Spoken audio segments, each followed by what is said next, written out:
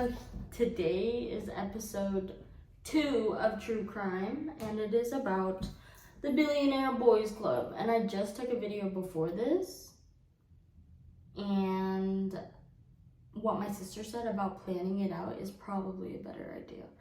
And also, I'm sorry for the headspace in my video. My sister always talks about how I have too much headspace, but I'll just be the YouTuber known for headspace. Anyways.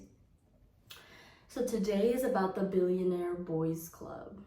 If you see me looking down a lot, it's because I'm looking at my notes for this video.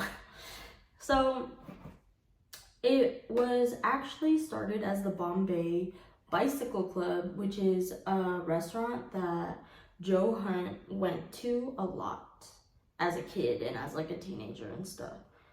And how it became the Billionaire Boys Club is because of the reputation it had of having young, inexperienced men from rich families.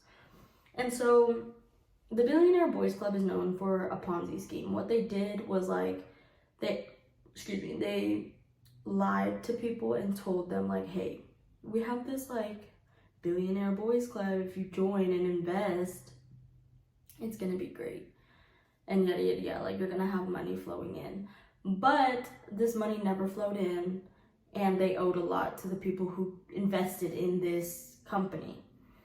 And so it was just a Ponzi scheme, a pyramid scheme, basically, where you're getting to the top and you're getting paid, but you never know if it's real money or if it's a real job, And so the guy who was involved with the Billionaire Boys Club, these people became famous. I watched this episode on Peacock, and it bewildered me because my husband wears it. He has a lot of shirts that says Billionaire Boys Club, and I was like, what even is that? And now I do know what it is. But I don't think the brand is associated with it, but it might be, Escobar's the vape, Pablo Escobar. Anyways, Joe Hunt and his hitman, I think it was something about, I forgot his first name, but his name was Pittman. His last name is Pittman.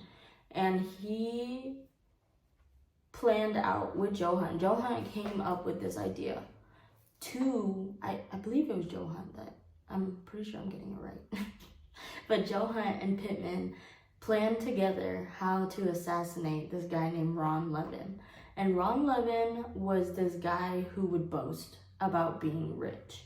He would pull out checks and be like, oh my goodness, you guys haven't seen a check for $1 million? Well, I have, and you're probably never gonna see it again, because we're just acquaintances type deal, He was that type of guy.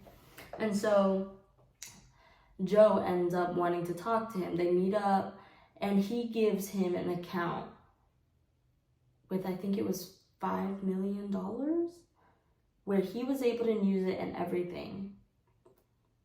This guy is so smart. Ron Levin is the smartest guy in this whole entire thing.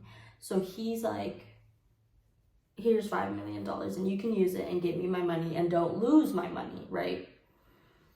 So he makes him, Joe and his company, the Billionaire Boys Club, make them $9 million. And he wants the money now because he didn't lose his money and he made him more. So Ron's yeah, you're not gonna get it. And he stops contacting him, Joe loses all contact with Ron Levin. And so one day, after months of planning this killing, he comes to his house because he knows he's not going to answer the phone and his assistant is going to be I'm sorry, he's not here. So he brought him dinner and knows that Levin wants company and likes company. So he's eating he's eating food or the dinner that Joe brought him. Oh my God, it's so crazy, sorry.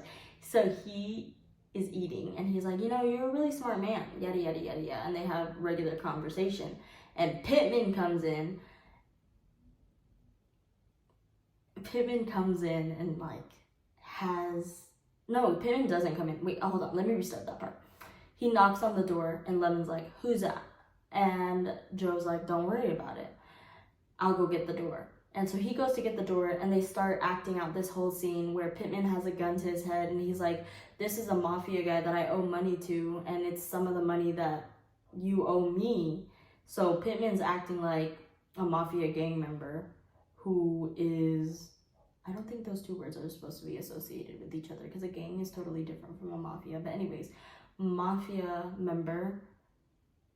And he's like, where's my money? Like, write me my check because I need the money, right? And so Levin's like starting to take out his checkbook, and he's starting to write it out. But as soon as Pittman like starts to threaten his dog, he's like, oh shit, yeah, I'm gonna like definitely write this check. Don't hurt my dog.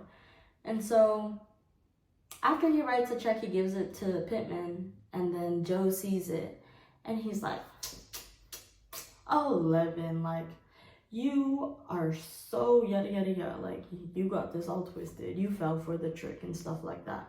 And Levin's like, what the fuck? Like, what? Plot twist? And so he is, it's so sad because he's an old man, and I have old people problems, like, they're like babies to me. I don't know why that sounds weird, but anyways,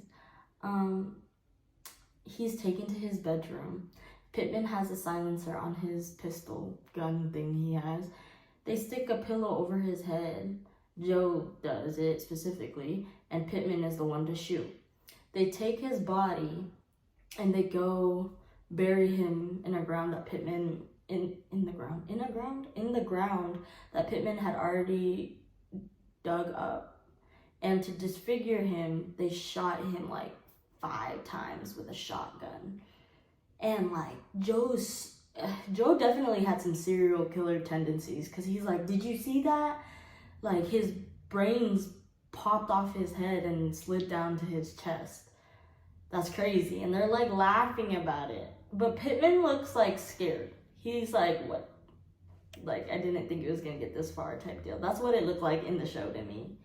But that's the story of the Billionaire Boys Club. And how the trial went was, Joe was sentenced to life in prison without the possibility of parole, and had 2 witnesses testify in court they saw Levin at a gas station after the alleged murder.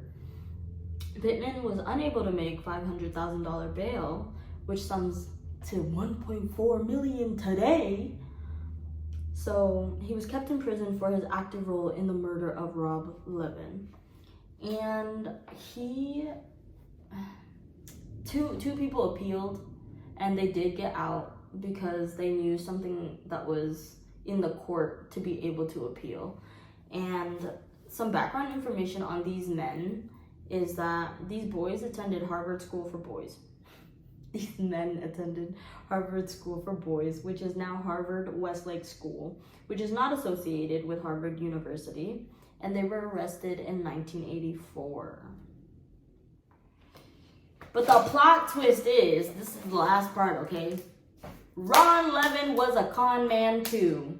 He also was a part of his own Ponzi scheme. So when Joe went to go try to cash this in and Ron was dead, ain't no money went to him. He had nothing. It was all fake money. Ron Levin was the smartest dude ever. I mean, I'm not saying he's smart for being a con man and stuff, but the fact that you just killed a guy and thought you was gonna get money, you really got nothing out of it. It's so good. Like, it's so like it satisfies me that they didn't get nothing out of it, because they killed a man for no reason, and now they're paying for their actions. And Ron Levin was smart enough to even like give him a slap in the face after he was already in the grave. Anyways, that's it. Bye. Just wanted to say, Joe had this all planned out and planned it for like over months and months. And even though he planned it out, like, he gave the weapons to Pittman. And I believe that he did that so that he could be like, I didn't do it. You know? And it's just crazy to me, because like in the show, he handed him the shotgun. He was like telling Pittman, do it, like shoot him. And so, yeah.